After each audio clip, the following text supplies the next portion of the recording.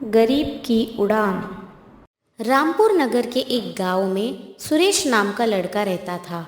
वो जन्म से ही अनाथ था, इसलिए उसे उसका गुजारा खुद ही करना पड़ता था। सुरेश हर रोज भीख मांगकर अपना गुजारा करता था। एक दिन सुरेश के मन में विचार आता है। अगर मैं प्लास्टिक की चीज़ें जमा करके बेचूं तो मुझे पैसे मिल जाएंगे। ऐसा मन में सोचकर सुरेश प्लास्टिक की बोतल जमा करने लगा। कभी बस्ती में जाता तो कभी रेलवे स्टेशन चला जाता और बहुत सारी बोतल जमा करके दुकानदार को देकर पैसे जमा करता था। एक दिन बोतल जमा करते हुए सुरेश को एक बच्ची दिखाई दी जो पेड़ के नीचे बैठकर रो रही थी, और वो भी सुरेश की तरह अनाथ थी। उसे देखकर सुरेश को अपना जीवन याद आ गया, क्योंकि वो भी एक अनाथ था। वो मन में कुछ सोचकर उस बच्ची को उठा लेता है और अपने घर ले जाता है।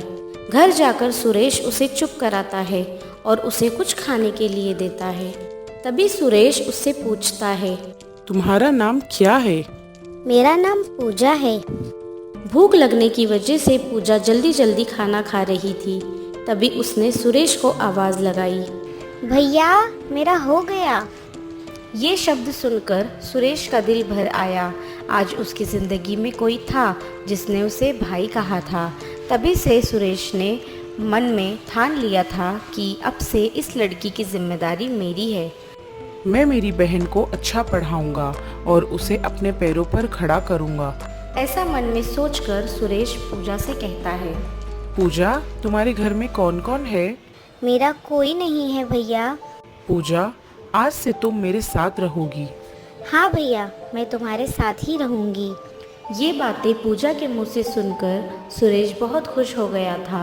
आज वो अनाथ नहीं था, उसकी ज़िंदगी में उसकी बहन आ गई थी। उसे जैसे जीने का मकसद मिल गया हो।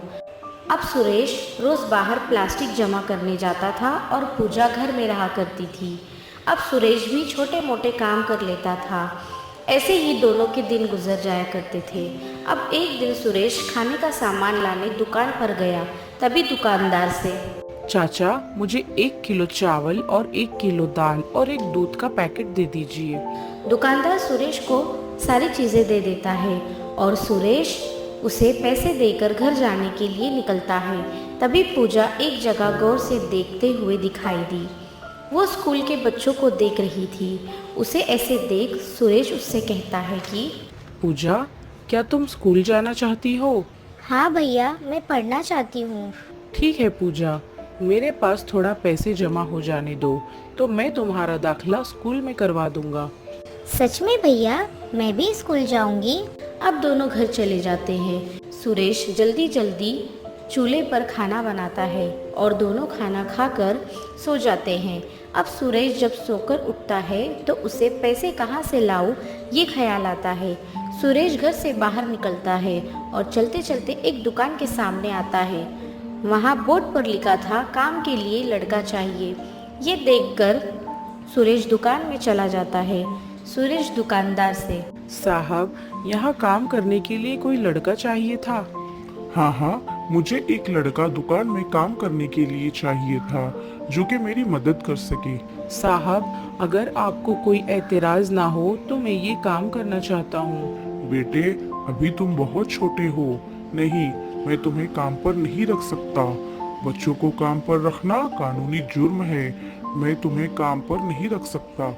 साहब, मुझे पैसों की बहुत ज़रूरत है, मुझे काम करने दीजिए ना। बेटा, मैं तुम्हें काम पर नहीं रख सकता और तुम्हें काम का भी अंदाजा नहीं है कि कैसे करना है। साहब, आप काम बता देना, मैं मन लगा कर सारा काम कर लूँगा। कृपा करके मुझे ये काम दे दीजिए। दुकानदार सुरेश की विनती देखकर उसे दुकान में काम करने के लिए हाँ कह देता है। वो एक किराने का दुकान था और उस दुकान का मालिक का नाम था किशन सेठ। राजू अब घर चला जाता है। पूजा, मुझे एक दुकान में काम मिल गया है। अब मैं तुम्हारा दाखिला स्कूल में कर सकता हूँ। सच में भैया, मैं बहुत खुश हूँ। किशन सेठ बड़ा ही दयालु था। उसे सुरेश पर दया आने लगी थी। वो उसे दुकान के तौर तरीके सिखाने लगा। और देखते ही देखते उसे काम करके पूरा 1 महीना हो गया था और सुरेश को पूरे महीने की तनख्वाह 2000 रुपये मिली थी। ये देखकर सुरेश की आंखों में आंसू आ जाते हैं। वो अपने आंसू पोंछकर घर चला जाता है। घर आते ही सुरेश पूजा को ये खुशखबरी सुनाने के लिए आवाज़ देता है। पूजा, पूजा, कहाँ हो तुम? मुझे तुम्हें कुछ बताना है। हाँ भैया, मैं यहाँ हूँ। कहो, क्या कहना चाहते हो? पूजा, मेरी पहली तनख्वाह आई है। चलो अब हम स्कूल देखने चलते हैं। पहले स्कूल का एडमिशन करा लेते हैं। सच में भैया? चलो। सुरेश और पूजा बहुत सारे स्कूल देखते हैं, लेकिन फीस ज़्यादा होने के कारण कोई उनका एडमिशन नहीं लेता। कई स्कूल में उनके पालक नहीं है, इसलिए भी एडमिशन नहीं मिलता। ये सब देखकर सुरेश बहुत दुखी हो जाता है। उसे बस एक ही रास्ता दिखाई देता है। वो कुछ सोचकर किशन सेठ के यहाँ चला जाता है। वहाँ जाकर किशन सेठ से कहता है, सेठ जी, मुझे आपसे कुछ काम था। क्या आप मेरी मदद करेंगे? हाँ हाँ, बोलो ना सुरेश, क्या बात है? सेठ जी, मेरी बहन की स्कूल में एडमिशन करानी थी, इसलिए मैं यहाँ आया हूँ। मैं बहुत सारे स्कूल में गया, पर मेरी बहन को किसी ने एडमिशन नहीं दिया। आपकी मदद हो जाती तो बड़ी कृपा हो जाती। चल, मैं अभी तेरी बहन का एडमिशन करवा देता हूँ। आओ मेरे साथ। सुरेश और पूजा किशन सेठ के साथ चले जाते हैं। किशन सेठ वहाँ जाकर प्रिंसिपल से मिलते हैं। प्रिंसिपल सर, मैं यहाँ का दुकानदार हूँ। ये बच्चा मेरे यहाँ काम करता है। इसकी बहन पढ़ना चाहती है, तो उसके स्कूल में एडमिशन कराना है। इन बच्चों के कुछ डॉक्यूमेंट है या इनके माता पिता यहाँ है?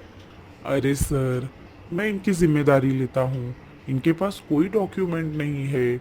आप इस लड़की का एडमिशन करवा दीजिए, आपकी बड़ी मेहरबानी होगी। ठीक है सेठ जी, आप कह रहे हो और आप इनकी जिम्मेदारी ले रहे हो, तो इनका एडमिशन करवा देता हूँ। फीस 2000 रुपये लगेगी। जी चलेगा सर। ये कब से स्कूल आ सकती है? कल से ही भेज दीजिए। स्कूल 1 महीने पहले ही शुरू हो गया है, इसलिए कल से ही भेज दीजिए। धन्यवाद सर, अब मैं चलता हूँ। जी। ऐसा कहकर किशन सेठ बाहर आ गए और बाहर आते ही सुरेश को स्कूल का टाइम बता देते हैं और उसे स्कूल के कपड़े खरीदकर और दफ्तर खरीद कर देते हैं। सुरेश, मैंने तुम्हारी बहन का एडमिशन करवा दिया है। अब तुम कल से इसे स्कूल में लेकर आना, ठीक है? ठीक है मालिक, मैं आपके पैसे थोड़े थोड़े करके चुका दूंगा। सुरेश बेटा, मैंने तुमसे पैसे मांगे हैं कभी? रहने दो। नहीं मालिक, मैं आपके सारे पैसे आपको दे दूंगा। ठीक है, दे देना, मगर अब घर जाओ।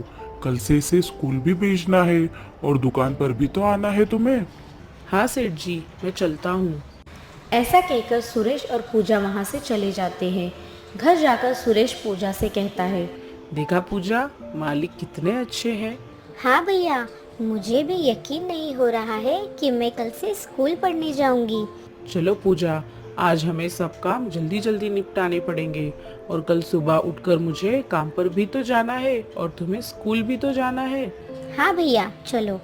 ऐसा कहकर दोनों घर के काम कर डालते हैं और अगले दिन सुरेश पूजा को लेकर स्कूल चला जाता है। उसे स्कूल में छोड़कर वो दुकान के लिए निकल जाता है और पूजा स्कूल में जाकर अपने क्लास में बैठ जाती है और इधर सुरेश दुकान पर काम करने लगता है।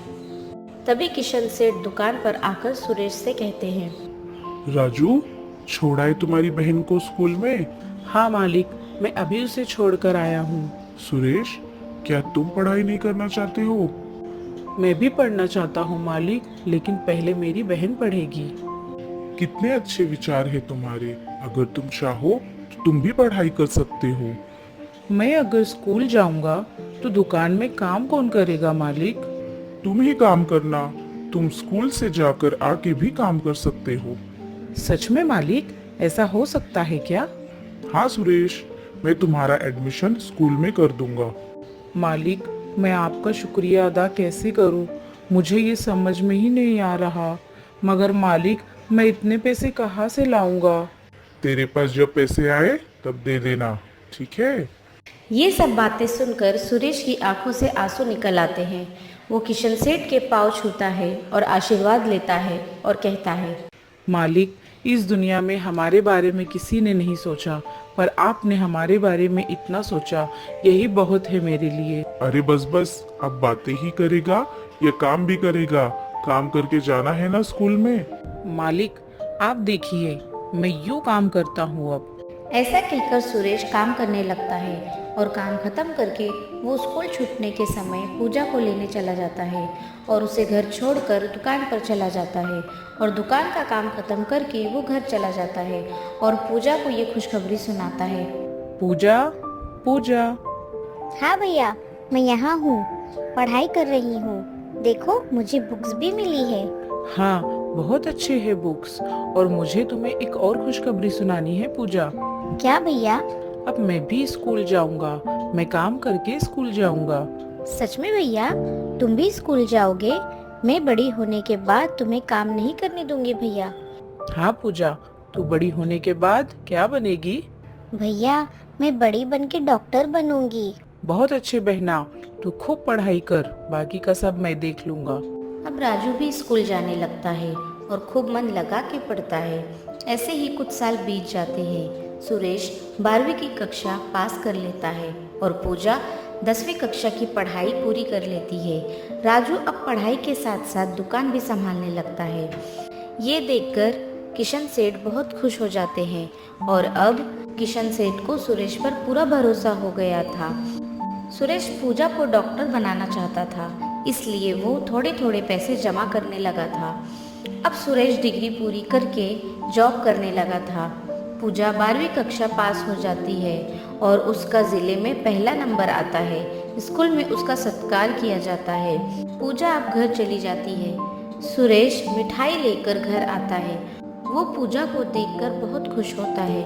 पूजा, तुमने 12वीं कक्षा में पहला नंबर लाकर मेरा सर ऊंचा कर दिया है। ये सब आपकी वजह से हुआ है भैया। चल अब मिठाई खा। तुम भी खाओ ना भैया। कुछ दिनों बाद पूजा का एडमिशन MBBS कॉलेज में हो जाता है और कुछ साल ऐसे ही बीत जाते हैं। पूजा अब डॉक्टर बन जाती है और अच्छे हॉस्पिटल में जॉब भी करने लगती है। सुरेश ये खुशखबरी देने के लिए किशन सेठ की दुकान में जाता है। मालिक, पूजा डॉक्टर बन गई है, इसलिए ये खुशखबरी आपको देने आया हूँ। ये बहुत अच्छा हुआ है सुरेश, आखिर तुम्हारा सपना पूरा हो ही गया। सुरेश किशन सेठ को मिठाई दे देता है और घर के लिए निकलता है। तभी अचानक किशन सेठ को चक्कर आता है और वो गिर जाते हैं। सुरेश उन्हें उठाने की बहुत कोशिश करता है मगर वो बेहोश हो जाते हैं। सुरेश उन्हें हॉस्पिटल ले जाता है। पूजा उन्हें देखकर बताती है, भैया, इन्हें हार्ट अटैक आया है, इनका ऑपरेशन करना पड़ेगा और इनके घर वालों को भी बताना पड़ेगा। मैं इनके घर वालों को फोन कर देता हूँ, तू जल्दी ऑपरेशन कर इनका। सुरेश फोन करके उनके घर वालों को बता देता है। थोड़ी देर बाद उनकी पत्नी और बेटा आते हैं। हॉस्पिटल में उनका ऑपरेशन होता है। ऑपरेशन होने के बाद किशन सेठ के पास उनकी पत्नी, बेटा, सुरेश और पूजा थी। अब किशन सेठ को होश आता है। आपको कैसा लग रहा है अब? मुझे अब ठीक लग रहा है। आप बस आराम कीजिए। सुरेश, मैं इस हॉस्पिटल में कैसे? मालिक, आपको चक्कर आ गया था, इसलिए मैंने आपको हॉस्पिटल में एडमिट करवाया। तभी पता चला आपको हार्ट अटैक आया है। और हाँ, आपको ऑपरेशन पूजा ने ही किया है। सुरेश, तुम्हारा बहुत बहुत धन्यवाद। तुम दोनों ने मेरे लिए कितना किया। सेठ जी, आपने जो हमारे लिए किया उसके बदले में ये कुछ भी नहीं। मैं आपके ठीक होने तक आपका दुकान संभाल लूंगा, आप चिंता मत कीजिए। आपने जो हमारे लिए किया है वो तो हम बता भी नहीं सकते। आप हमारे लिए भगवान हैं। सेठ जी, आप आराम कीजिए और कोई भी चीज़ की ज़रूरत हो तो मुझे बता देना। किशन सेठ अपनी पत्नी ममता से कहता है, देखा ममता, इन बच्चों ने मेरे लिए कितना किया है। हाँ जी, इन बच्चों ने हमारे लिए बहुत किया है। मैं तो इनका शुक्रिया कह रही थी। तो बोलते हैं कि अपनों से कोई शुक्रिया कहता है क्या? हमें आज और एक बेटा और बेटी मिल गए जी। हाँ ममता, आज से ये दोनों हमारे साथ एक परिवार बन के रहेंगे। आपने मेरे मन की बात कह दी जी। सुरेश, तुम और पूजा मेरे घर रहने आ सकते हो, मेरा बेटा और बेटी बनके। ये सब बातें सुन सुरेश और पूजा की आंखें भर आई। आज उन दोनों को एक परिवार मिल गया था। देखा दोस्तों, मन में अगर ठान ले तो हम नामुमकिन चीज़ भी हासिल कर सकते हैं। हमारे हौसले उतने बुलंद होने चाहिए।